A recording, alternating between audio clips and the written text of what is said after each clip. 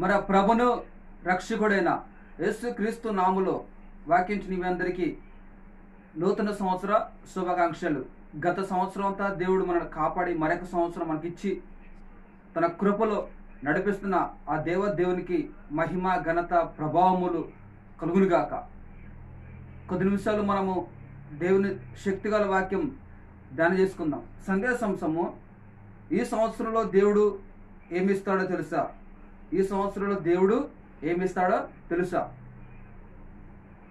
ప్రాముఖ్యమైన కొన్ని విషయాలు.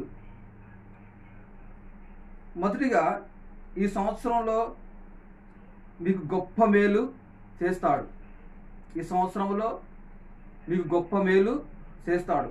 జకర్యా 8:12 చూస్తే, మేలుసే ఉద్దేశించిన గనుక భయపడుకుడి అని. గత సంవత్సరంలో కీడు చేత, సమస్య చేత, ఇబ్బందిలో నువ్వు ఉన్నావు, కానీ ప్రభు అంటున్నాడు, నేను మేలుసే ఉద్దేశించిన కనుక భయపడుకుడి.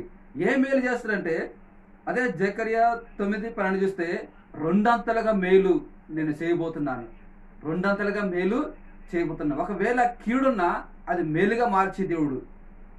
ఎలా అంటే, యోబు 42:12 చూస్తే, యోబు అంట మొదటి దీవెన కంటే ఆయన రెండో దీవెన అధికముగా దేవుడు దీవించాడంట. అనగా యోబుని ఒక కీడు వెంటాడింది, ఆ కీడునే దేవుడు మేలుగా చేశాడు.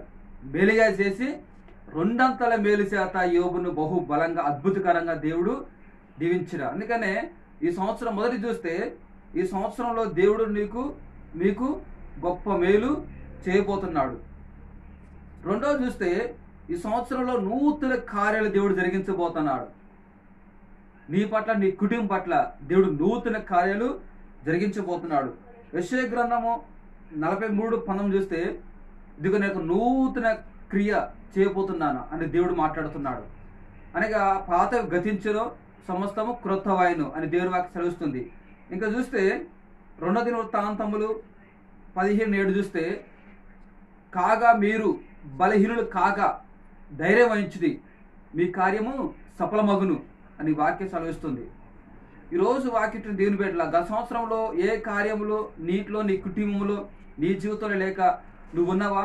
అందుకనే ప్రభు అంటున్నాడు, ఈ సంవత్సరంలో నూతన కార్యాలు, ప్రభు ఊహించిన అద్భుత కార్యాలు ప్రభు నీ పట్ల, నీ కుటుంబం పట్ల జరిగించబోతున్నాడు.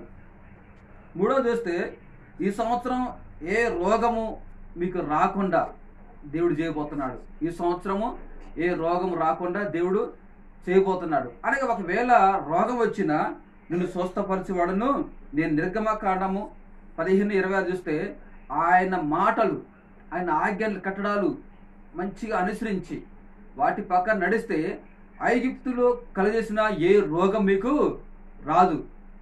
ఒకవేళ వచ్చినా నిన్ను స్వస్థపరిచేవాడును నేనే. ఆ రోజు షడ్రక్ మేషక్ అబేద్నెగోలు అంటారు, రాజా, ఈ అగ్నిగుండం తప్పించుటకు మా దేవుడు సమర్థుడు. ఒకవేళ తప్పించకపోయినా కానీ మేము మాత్రం నీ ప్రతి మొక్కం అన్నట్టుగా షడ్రక్ మేషక్ అబేద్నెగోలు ఆ రోజు రాజు ముందు వాళ్ళు మాట్లాడారు. ఒకవేళ ప్రభు అంటున్నాడు, ఐగుప్తులు కలిసిన రోగం ఏది మీకు రాదు, ఒకవేళ వచ్చినా స్వస్థపరచబడను నేనే. గత సంవత్సరంలో అనేక రోగాల చేత, కాళ్ళ నొప్పుల చేత, తలనొప్పుల చేత, రకరకాల రోగాలు, మానసికంగా రోగాల చేత నువ్వు బాధపడుతూ ఉన్నవా? అయితే ప్రభు అంటున్నాడు, ఒకవేళ ఐగుప్తులో రోగము మీకు రానే రాదు, ఒకవేళ వచ్చినా నువ్వు స్వస్థపరచవాడను నేనే. ఎలా స్వస్థపరచడంటే, యెషయా గ్రంథము 53:5 చూస్తే, 6:5 చూస్తే, అతడు పొందిన దెబ్బల చేత మీకు స్వస్థత. యేసయ్య పొందిన దెబ్బల చేత మీకు స్వస్థత అని దేవుని వాక్యం సెలవిస్తుంది. 4వ చూస్తే, ఈ సంవత్సరంలో మీకు శోధన రాకుండా చేస్తాడు. శోధన రాకుండా చేస్తాడు. ఎలా చేస్తాడంటే, లూకాసు వార్త 22:45-46 మనం చూస్తే, ఇక్కడ దేవుని వాక్యం సెలవిస్తుంది, మీరు శోధనలో ప్రవేశించుకున్నట్లు మెలకువగలిగి ప్రాణం చేయాలి.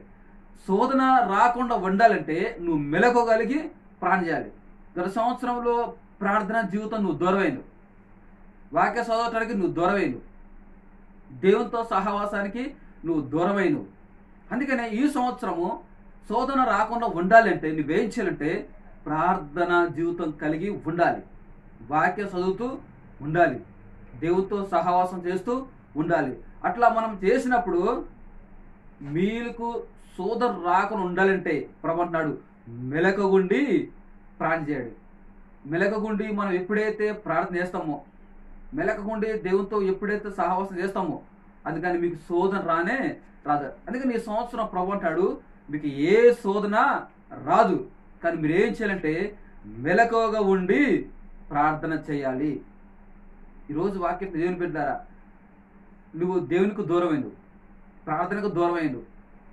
ఆదివారం ప్రార్థనకే ఒక వారం మానేస్తున్నావు. పనిలో నువ్వు బిజీ పడ్డావు, ఉద్యోగంలో నువ్వు బిజీగా ఉన్నావు, వ్యాపారంలో నువ్వు బిజీగా ఉన్నావు, లోక ఆశలకి వెళ్ళి లోక సంబంధాలు బిజీగా ఉన్నావు. అందుకే నిన్ను భయంకరమైన శోధనలను వెంటాడింది, భయంకరమైన సమస్యలను వెంటాడి, భయంకరమైన ఆటంకాలను వెంటాడి, నువ్వు చేసే పనిలో అభివృద్ధి లేకుండా ఆ సమస్యలో ఆటంకాలు వెంటాడిని.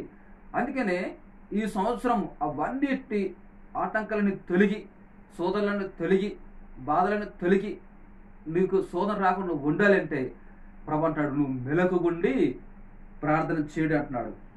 ఐదవది చూస్తే ఈ సంవత్సరం మీకు సమృద్ధిగా దేవుడు ఇస్తాడు, తక్కువ కాకుండా దేవుడు సమృద్ధిగా దేవుడు ఈ సంవత్సరం మీకు ఇవ్వబోతున్నాడు. ద్వితీయోపదేశకాండం 2:7 చూస్తే మీ దేవుడైన యెహోవా మీకు తోడుగా ఉన్నాడు, మీకేమీ తక్కువ కాదు. దేవుడైన యెహోవా మీకు గత సంవత్సరం ఆర్థిక పరంగా చాలా ఇబ్బందులు పడ్డావు, డబ్బుల విషయంలో డబ్బు లేక అప్పులు చేసిండు. కానీ ఈ సంవత్సరం నీకు సమృద్ధిగా ఉండాలంటే ఆయన అంటున్నాడు నేను తోడుగా ఉంటా అంటున్నాడు. ఆయన నీకు తోడుగా ఉండాలంటే ఏం చేయాలంటే న్యాయాధిపతులు 19 చూస్తే వాటి భారం మా మీద మోపము, అక్కడ అంటాడు ఆ భారం మా మీద మోపము, నీకేమి తక్కువ అనగా నీ భారము యెహోవా మీద మోపాలి, నీ బాధ్యత యెహోవా మీద మోపాలి. నీకున్న ప్రతి పరిస్థితి దేవుని మీద మోపి నువ్వు ముందుకు సాగినప్పుడు నీకేమీ తక్కువ లేకుండా సమృద్ధి ఇచ్చి ఈ సంవత్సరం దేవుడు నిన్ను నడిపిస్తాడు. గత సంవత్సరంలో భారం అంతా మేరేసుకున్నావు, కష్టాలన్నీ మోస్తూ సమస్యలన్నీ మోస్తూ ఉన్నా కాబట్టి ఈ సంవత్సరం నీకు సమృద్ధి ఉండాలంటే నీ భారం వాటి మీద అప్పుడు అన్నాడు నీ దేవుడిని నీకు తోడైనాడు, నీకేమీ తక్కువ కాకుండా. ఆ రోజు అడవిలో ఇశ్రాయేలు ప్రజల్ని పోషించి ఏమీ తక్కువ లేకుండా, నీరు తక్కువ లేకుండా, ఆహారం తక్కువ లేకుండా అన్ని విధాలుగా దేవుడు నడిపించి ముందుకు కొనసాగే విధంగా దేవుడు చేశాడు.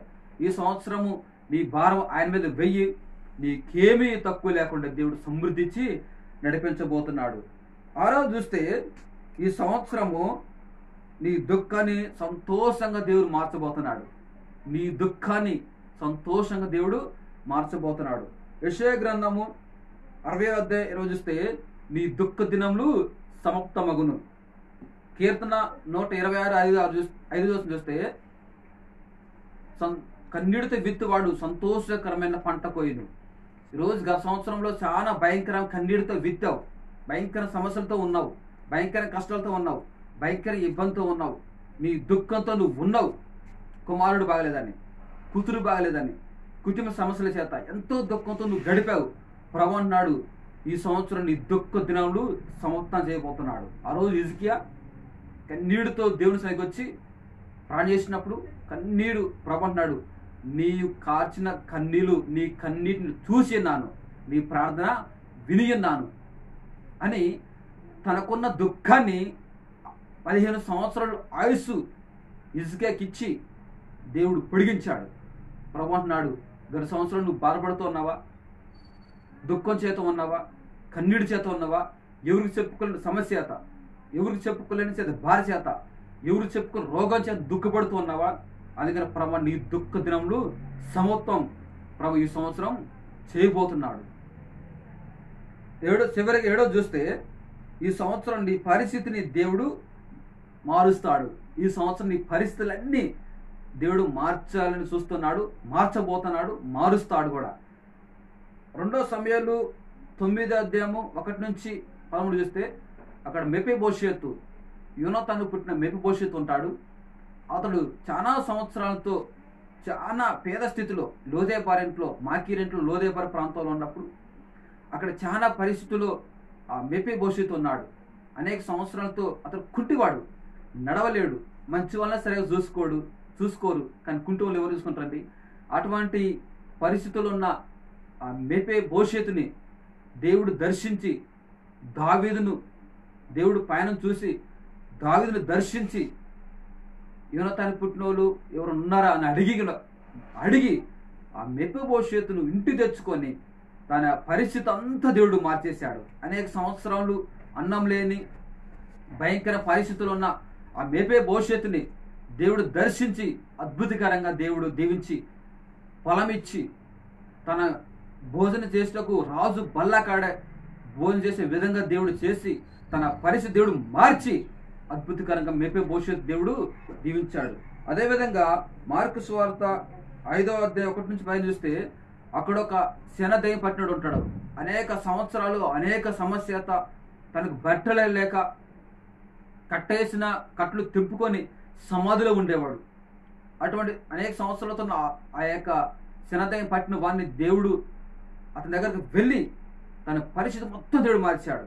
ఎలా అంటే బట్టలు ధరించే విధంగా దేవుడు చేశాడు. బట్టలు లేని వాళ్ళు ఎవరు ఉంటారో పిచ్చి వాళ్ళు, మతి స్థితి లేని వాళ్ళు ఉంటారు.